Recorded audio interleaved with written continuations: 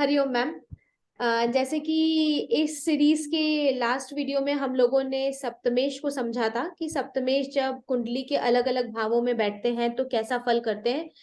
आज हम लोग आपसे ये समझना चाहेंगे कि अगर सप्तम भाव में डिफरेंट डिफरेंट ग्रह बैठता है तो कैसा फलित होता है। ये एक हाई लेवल अंडरस्टैंडिंग है जो कि आपसे रिक्वेस्ट कर रहे हैं हम लोग कि हाँ, ग्रह के पोजीशन के बेसिस पे कैसा वो भाव और उस पे जातक जातक पे उसका कैसा प्रभाव पड़ता है। बिल्कुल, इससे रिजल्ट बहुत ज्यादा बदल जाते हैं प्लेनेट के अकॉर्डिंग। तो स्टार्टिंग हम लोग करते हैं कि सेवंथ हाउस। लास्ट टाइम हम लोगों ने ये बोला था कि सेवंथ लॉर्ड अलग अलग हाउसेस में प्लेस्ड है, तो फिर क्या रिजल्ट आता है। तो आज थोड़ा सा सेवंथ हाउस की बात कर लेते हैं पहले हम लोग कि सेवंथ हाउस जो होता है वो कई चीजों से रिलेटेड होता है, लेकिन चूंकि हम लोग मैरिज लेकर चल रहे हैं तो फिर यहाँ पर केवल हम लोग जीवन साथी की बात करेंगे कि हाँ, उसको उससे अटैच करके हम लोग बात करेंगे।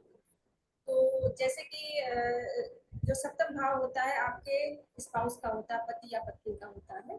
तो यहाँ से एक सिंपली जो एक जातक होता है उसकी उम्मीदें क्या होती हैं कि एक अच्छा लाइफ पार्टनर मिले हमें, प्रेम व्यवहार आपस में रहे, फिजिकल रिलेशन नेचुरल सी बात है। जीवन साथी से उम्मीद होती है व्यक्ति को। तो जब अलग अलग प्लैनेट उन घरों में बैठ कर सेवंथ हाउस में बैठते हैं तो फिर आपके जीवन साथी का और इसके साथ साथ आपका भी नेचर उससे बहुत ज्यादा जुड़ा होता है, क्योंकि सेवंथ हाउस में जो भी ग्रह बैठेगा उसकी दृष्टि लग्न पर भी आए। कोई भी हो, सूर्य चंद्र मंगल कोई भी प्लैनेट होगा वो सेवंथ में अगर बैठेगा तो वो सप्तम को तो प्रभावित करेगा ही करेगा, लेकिन इसके साथ साथ उसकी दृष्टि लग्न पर भी आए। तो वो जो पर्टिकुलर प्लैनेट होगा उसके जो कारकत्व होते हैं, जो उनके सिग्निफिकेटर होते हैं, वो जितना आपके सप्तम हाउस को प्रभावित करेंगे उतना ही वो आपको भी प्रभावित। ये चीज है। तो हम लोग सिंपली सूर्य से स्टार्ट करते हैं कि जी। यदि आपकी जन्म कुंडली में सूर्य सप्तम भाव में बैठे हुए हैं तो नेचुरल कारक की हम लोग आजकल बात करेंगे, क्योंकि हाउसेस नहीं ले रहे हैं, कोई लग्न नहीं ले रहे हैं, केवल सप्तम भाव में अगर आपकी कुंडली में सूर्य बैठे तो ये सूर्य जो है ये आपके जीवन साथी को थोड़ी लीडरशिप देंगे। सूर्य जो नेचर होता है प्रसिद्धतावादी नेचर थोड़ा सूर्य का होता है, अग्नि तत्व का ग्रह है। तो थोड़ा सा इस तरीके का आपके स्पाउस का या आपके जीवन साथी का नेचर वहां पर इंडिकेट करता है कि हाँ ऐसा नेचर होता है। इसके साथ साथ यहाँ बैठे हुए जो सूर्य है वो आपकी लग्न को भी देखेंगे, तो ये जो थोड़ी सी टेंडेंसी आपके जो भी व्यक्ति होगा उसको भी ये मिलेगी, क्योंकि सूर्य की दृष्टि वहां पर आ रही है। लेकिन सूर्य के जो गुण है वो आपके जीवन साथी को ज्यादा प्रभावित करेंगे। तो ये कुछ उपाय नहीं है, लेकिन सिंपली ऐसा आप देख सकते हैं कि अगर आपके चार्ट में सेवंथ हाउस में सूर्य बैठे हुए हैं तो आप ऐसा कोशिश करें कि आप ऐसे जीवन साथी से जुड़ने का प्रयास करें, ऐसे व्यक्ति से शादी करने का प्रयास करें कि जो कहीं ना कहीं अथॉरिटी मिली हो, जिसको जॉब में हो या बिजनेस में भी अगर वो हो तो वो अच्छी एक स्टेज में हो, क्योंकि उसको आदत है लीड करने की, अपनी चीजों को दूसरों को समझाने की, उस हिसाब से उन लोगों को ट्रीट करने की। तो अगर ऐसा जीवन साथी आप चुनेंगे कि जो एक अपनी जॉब में एक अच्छी पोस्ट पर होगा या बिजनेस में वो अच्छे से सेटल होगा, स्टेबल होगा, तो आपको अपने वैवाहिक जीवन में उस सूर्य की दिक्कतों का सामना नहीं करना पड़ेगा। ये चीज एक समझने वाली है। इसको आप लोग सूर्य का यूटिलाइजेशन कह लीजिए या कुछ भी कह लीजिए, कोई इसमें और उपाय की जरूरत नहीं कि सूर्य सप्तम में बैठे। इसके साथ साथ थोड़ा सा अंडरस्टैंडिंग करके आप लोग काम करेंगे तो जीवन आपका बहुत अच्छे से चल जाएगा। नहीं तो कई बार ऐसा होता है कि सप्तम में बैठा हुआ सूर्य आपके वैवाहिक जो संबंध होता है उसको विच्छेद कराने का भी काम करता है। अब आगे बात करते हैं चंद्रमा की। जलीय ग्रह है, सूर्य से एकदम ही अपोजिट स्वभाव है इसका चंद्रमा का। अगर सप्तम में चंद्रमा होता है तो ये कहा जाता है कि आपके जीवन साथी आपको एक सुंदर जीवन साथी मिलेगा, क्योंकि तो चंद्रमा का गुण है। और इसके साथ साथ जैसे चंद्रमा की टेंडेंसी होती है थोड़ा सा माइंडसेट इम्पट वाला होगा, घटता बढ़ता रहता है, जैसे चंद्रमा की क्वालिटी होती है दिन दिन घटता है दिन दिन बढ़ता है, ये स्वभाव होता है। तो ये मेंटेलिटी आपके जीवन साथी को मिल सकती है। अब वो चीज अलग है, हम लोग सिंपली जो प्लैनेट ले रहे हैं, राशि अलग होगी, लग्न अलग होगी, तो बहुत सारी चीजें बदलती जाएंगी, लेकिन फिर भी ये टेंडेंसी चंद्रमा देता है कि वो थोड़ा सा मेंटल स्टेबिलिटी जो होती है व्यक्ति की उसको थोड़ा सा गड़बड़ करने की कोशिश करता है। तो इस तरीके से आप चंद्रमा को समझ, लेकिन बहुत अच्छा प्लैनेट होता है। सप्तम में जब चंद्रमा बैठता है क्योंकि जलीय ग्रह है।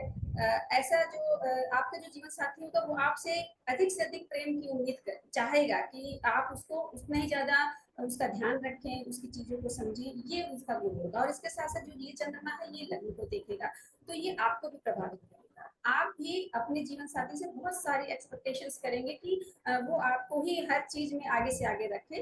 ये चंद्रमा का गुण है। अब इसके बाद बात करते हैं मंगल की।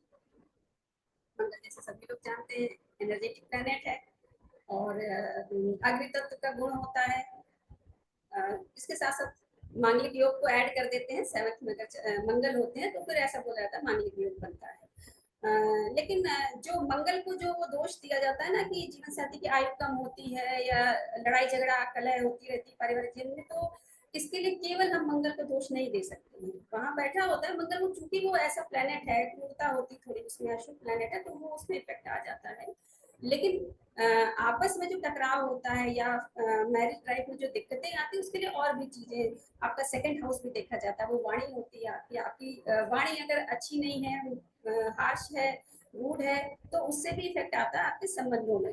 केवल पति पत्नी के संबंध में और भी लोगों से संबंध निभाने में दिक्कत आती है। तो खैर फिर भी मंगल अगर सेवंथ में है तो ऐसे मंगल आपके जीवन साथी को प्लस आपको, क्योंकि लग्न पर दृष्टि आ रही है, थोड़ा सा जो सेक्सुअलिटी होती है उसको बढ़ाता है, क्योंकि मंगल का नेचर ऐसा होता है। और फिर कहीं शुक्र और राहु का संबंध अगर आ जाए तो फिर तो उसकी टेंडेंसी और ही बढ़ जाती है, ये चीज आ जाती है। लेकिन ओवरऑल मंगल एक वैवाहिक जीवन को अच्छे तरीके से निभाने में मदद करते हैं। अगर शुभ प्रभाव है, कहीं से अगर अशुभ प्रभाव आ जाए तो फिर वो दिक्कत क्रिएट करते हैं। लेकिन व्यक्ति उत्साहित रहता है, जो कि मंगल का स्वभाव है। जीवन साथी का भी वैसे ही नेचर होता है कि अपनी मैरिड लाइफ को वो बहुत अच्छे से आगे बढ़ाने की कोशिश करते हैं। अब आगे बात करते हैं बुध की। बुध बुध का स्वभाव युवराज प्लेनेट है। थोड़ा बचपना होता है बुध में।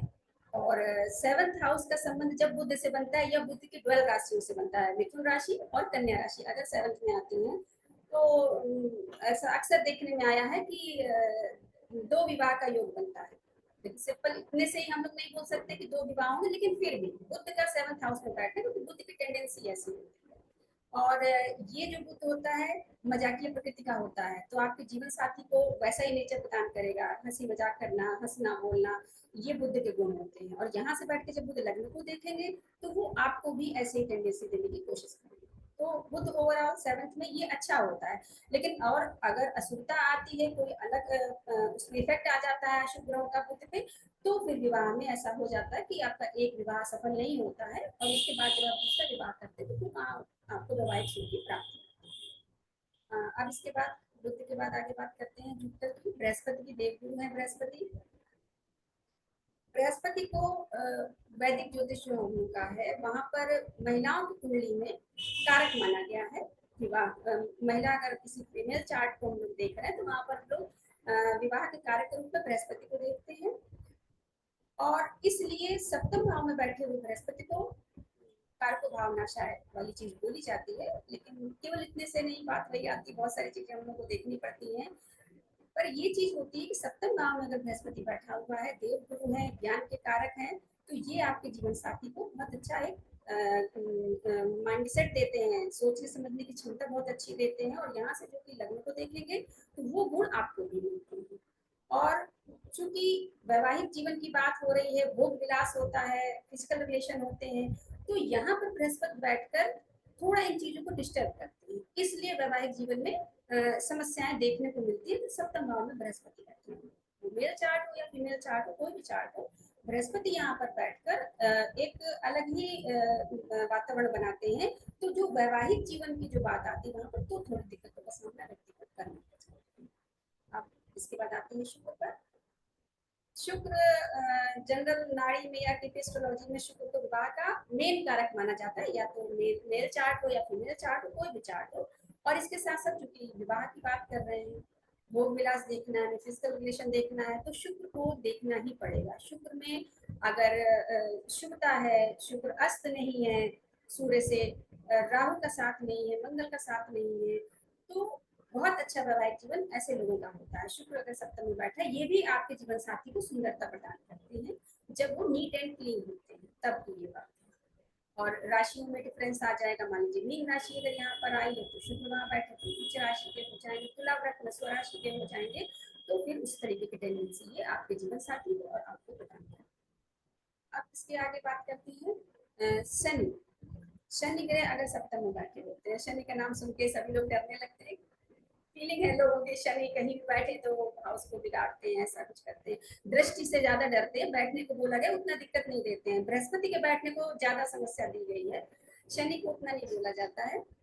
लेकिन फिर भी क्रूर ग्रह हैं, सप्तम में आकर बैठते हैं। मेष लग्न जो होती है, काल पुरुष की जो कुंडली मेष लग्न की होती है उसमें ये दशम भाव के स्वामी बनते हैं और कर्म के कारक होते हैं। और अगर आप 10th से देखें तो 10th से ये 10th हो जाता है। तो यहाँ पर जब शनि बैठा होता है तो आपके जीवन साथी को ये बहुत ही क्रियाशील बनाता है। अपने काम के प्रति, अपनी जिम्मेदारियों के प्रति वो बहुत ही सजग होते हैं। प्लस यहाँ से शनि बैठ के आपके लग्न को भी देखेंगे तो आप पर भी शनि काय करके आएगा। इसके साथ साथ शनि थोड़े से रूड नेचर के होते हैं।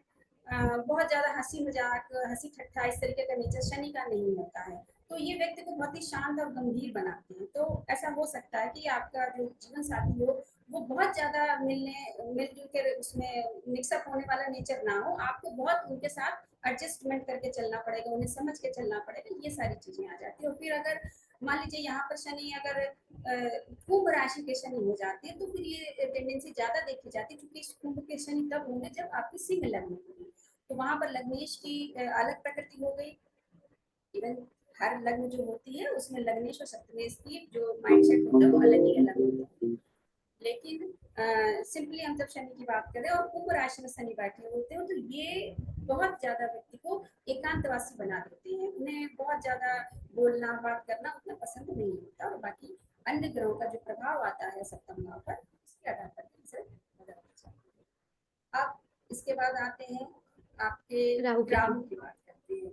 सप्तम भाव में राहु बहुत ही विचित्र प्रकृति होती है। राहु को समझना बहुत मुश्किल है। हम लोग अभी भी कोशिश कर रहे हैं कि और समझे। राहु में इतनी सारी चीजें राहु में जुड़ी हुई होती हैं। सारे प्लेनेट एक तरफ और राहु केतु एक तरफ, ये चीज हो जाती है। जो सूर्य चंद्र राजा रानी प्लेनेट है वही पीड़ित रहते हैं राहु केतु से, तो बाकी तो कोई बात नहीं। सप्तम भाव में अगर राहु बैठे होते हैं तो एक तो राहु केतु इनको कार्मिक ग्रह बोला जाता है। जहां भी राहु और केतु बैठते हैं किसी भी व्यक्ति की कुंडली में तो ये चीज बोली जाती है कि पूर्व जन्म के आपके कर्म, पूर्व जन्म का आपका जीवन जो था वो उन हाउसेस से बहुत ज्यादा इंडिकेट हो जाता है जहां पर राहु केतु बैठे हुए थे। बहुत कुछ आप पिछले जन्म का लेकर आए थे। और अगर सप्तम भाव में राहु बैठ गए हैं तो इसका मतलब ये है कि इस भाव से जुड़ा हुआ पिछले जन्म में कुछ ना कुछ आपका ऐसा ऋण है जो बाकी है और इस जन्म में आपको देना ही। अब उसके लिए आप राहु को दोष दें वो अलग की बात है, लेकिन ये पूरी तरीके से आपके कर्मों के आधार पर ये व्यवस्था बनाई है। तो अगर सप्तम में जो राहु बैठे होते तो पहले तो राहु की टेंडेंसी आप लोग समझिए कि राहु को एक इल्यूजन वाला प्लेनेट बोला गया है, अंधेरा बोला जाता है। कि कोई चीज समझ जो बोलते हैं ना अंधेरे में तीर चलाना, वो चीज आ जाती है राहु कहीं भी प्लेस हो। अब सप्तम भाव बहुत ही एक नाजुक भाव होता है आपके जीवन का, जीवन साथी का भाव है। बहुत एक संबंध ये ऐसा होता है कि जहां पर आपको बहुत सारा एडजस्टमेंट करना होता है, आपकी डिमांड भी होती है उस हाउस से। तो इसलिए यहाँ पर राहु बैठकर बहुत ज्यादा डिस्टर्बेंस क्रिएट करता है। और ज्यादा समस्या तब आती है कि कोई भी हाउस पीड़ित कब होता है, जब वो भाव पीड़ित हो, उस भाव का स्वामी पीड़ित हो और अशुभ ग्रहों का प्रभाव हो उस घर पर। तो केवल राहु के सप्तम में बैठने से बहुत ज्यादा दिक्कतें नहीं आती है। जब सप्तमेश भी आपकी कुंडली में पीड़ित हो, या तो यहीं पर बैठा होगा राहु के साथ सप्तम में होगा या किसी अदर हाउस में प्लेस्ड होगा और अशुभ ग्रहों के प्रभाव में होगा, तो फिर निश्चित रूप से आपका सप्तम भाव बहुत ज्यादा पीड़ित माना जाएगा। और इसके साथ साथ कारक, जो सप्तम भाव के कारक होते हैं शुक्र और बृहस्पति। देखिए हम दोनों ग्रहों को लेके चलते हैं विवाह के लिए, क्योंकि शुक्र आपके जीवन में विवाह से आपको फिजिकल सेटिस्फेक्शन देगा। शुक्र भोग विलास आपको मिलेगा शुक्र से। और इसके साथ साथ बृहस्पति अगर पॉजिटिवली काम करेगा तो जीवन में आपकी नैतिकता रहेगी, संबंधों में एक दूसरे के प्रति सम्मान रहेगा। ये बृहस्पति का काम है। तो ये दोनों ही प्लेनेट आप लोगों को किसी भी चार्ट में चेक करने चाहिए। इवन जैसे चार्ट मेकिंग हम लोग करते हैं तो चार्ट मेकिंग में आपने गुण मिला लिए, ठीक है, एक वो एक पार्ट होता है। इसके साथ साथ आप चार्ट मैचिंग भी करिए और उसमें बृहस्पति शुक्र दोनों की कंडीशन देखिए कि दोनों ही अगर सेट नहीं होंगे, व्यवस्थित तरीके से नहीं होंगे तो शुक्र पीड़ित होगा तो आपको उससे सेटिस्फेक्शन नहीं मिलेगा अपने लाइफ पार्टनर से, आप उसको सुखी नहीं कर पाएंगे अगर आपके चार्ट में प्रॉब्लम है। बृहस्पति अगर सही नहीं होगा तो आपसी मान सम्मान नहीं होगा, आप अपनी जिम्मेदारियां निभा नहीं पाएंगे सही से, या आपका लाइफ पार्टनर अगर उसमें बृहस्पति विपरीत होगा तो फिर वो आपको मान सम्मान नहीं देगा, आपकी प्रति जो उसकी जिम्मेदारी वो नहीं निभाएगा। तो विवाह के लिए बृहस्पति और शुक्र आप दोनों। और फिर जब राहु की हम लोग बात कर रहे थे, तो केवल राहु के बैठने से आपको डरने की बिल्कुल भी जरूरत नहीं है, लेकिन थोड़ा सा जैसे कि सूर्य के लिए हमने बताया था वैसे राहु के लिए हम बताएंगे कि अगर राहु आपके 7th हाउस में है तो आप और कहीं शुक्र का संबंध उससे बन रहा है या 7th लॉर्ड का संबंध बन रहा है, तो आप प्रयास करिए जो आपका जीवन साथी, आप एक ऐसे व्यक्ति को चूज करिए कि जो आजकल का जैसे कि जो समय चल रहा है वो थोड़ा सा एडवांस हो, मॉडर्न हो, अपने कार्य क्षेत्र में उसको जो भी उसकी जरूरतें हो उसको आप मेंटेन करिए, फैमिली पारिवारिक जीवन में जो उसकी जरूरत है, क्योंकि बहुत ज्यादा एक्सपेक्टेशंस होंगी राहु के वहां पर बैठने से, उस व्यक्ति को हर अच्छी से अच्छी चीज चाहिए होगी, और बहुत छोटे स्तर पे नहीं बहुत बड़े स्तर पे चाहिए, क्योंकि राहु जो बोला जाता है बहुत बड़ा एक प्लेनेट है और हर चीज को बहुत मल्टीपल कर देता है, तो वो टेंडेंसी सप्तम भाव में आ जाती है। तो इसलिए ऐसे जो लोग होते हैं जिनके चार्ट में सप्तम में राहु होता है, उसको ऐसे लोगों को अपने जीवन साथी का अधिक से अधिक ध्यान रखना चाहिए, उनको समय देना चाहिए, आप अपना जो टाइम मैनेजमेंट है इस तरीके से करिए कि उनको शिकायत का मौका ना।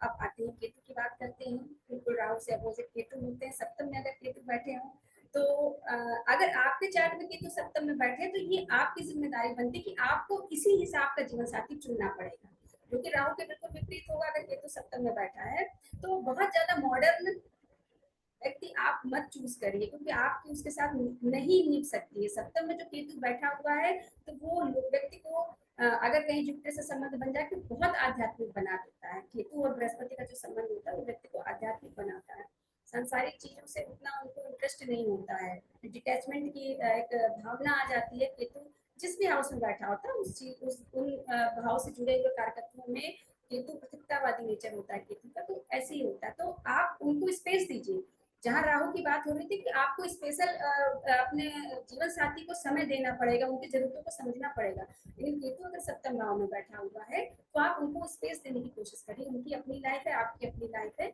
जहां तक जरूरत हो आप उनको सपोर्ट करिए, बिल्कुल उनसे पूछिए आपको क्या जरूरत है या क्या डिमांड है आपकी, और बाकी जो उनका व्यक्तिगत नेचर होगा वो ऐसा ही होगा कि आप उनको स्पेस जितना देंगे उतना ही वो आपसे खुश रहेंगे और आपकी भी जिम्मेदारियों को वो निभाते हैं।